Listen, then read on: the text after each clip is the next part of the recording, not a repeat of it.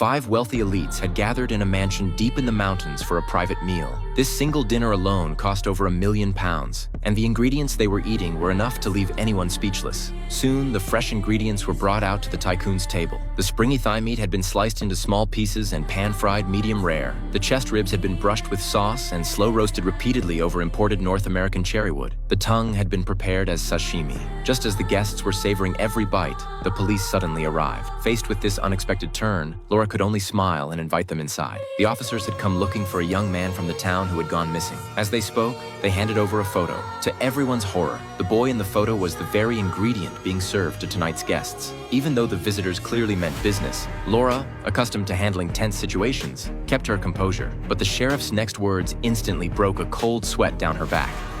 Jose is my nephew. He is a responsible and proud new father. And today was his daughter's baptism. With connections this powerful on display, Laura had no choice but to lead them into the kitchen. The sheriff happened to spot Nick preparing the dishes. After a brief round of questions, he pulled out a photo of his nephew. The moment Nick saw the photo, he forced down the wave of nausea rising in his chest and claimed he'd never seen the boy. The sheriff, finding nothing, was suddenly drawn in by the aroma in the air. The 2 officers said they had never smelled such a fragrant broth in their lives. What kind of meat do you use for the pozole? It's a mixture. We're looking into modified wood. And there's chicken stock, that always helps.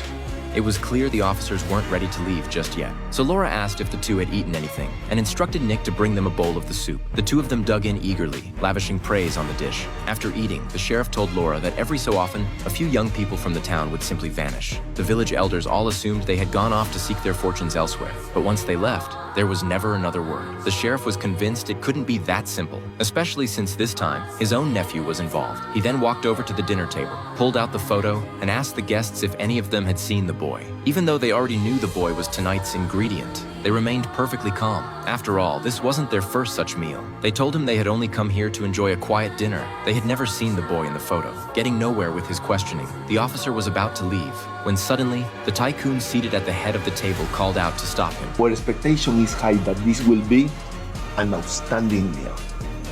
The sheriff, who had just tasted the soup, had clearly developed a strong interest in the food. Seeing this, Laura pulled the tycoon aside privately, but before she could even begin scolding him, the tycoon posed her a question. Are you married? No, I'm not. I've been married for 22 years. He used his own marriage as a metaphor to explain why he had invited the sheriff to dine. The implication was clear. Having loved ones unknowingly consume their own kin would make this dinner all the more thrilling. At that very moment, a woman named Lisa came looking for them. She claimed to be a friend of Jason's. To keep her from disrupting the dinner, Laura made up an excuse to send her away. But Lisa said she'd driven all the way from somewhere far. Surely she could at least use the bathroom before leaving. So Laura brought her to Nick and told him to get rid of her as quickly as possible. Nick was stunned to see Lisa, but Lisa was even more confused. Why had the woman just called him Jason? Nick told her he was filling in for Jason on this job. He'd explain everything in detail later. Hungry, Lisa grabbed a piece of meat from a serving tray and popped it in her mouth. Nick immediately snatched the tray away, because only he knew what that meat was actually made of. Meanwhile, as dish after dish was brought out, the guests heaped praise on Nick's culinary skills. There was still one dessert left to serve. Then one of the women accidentally let something slip. The tongue? The tongue of what?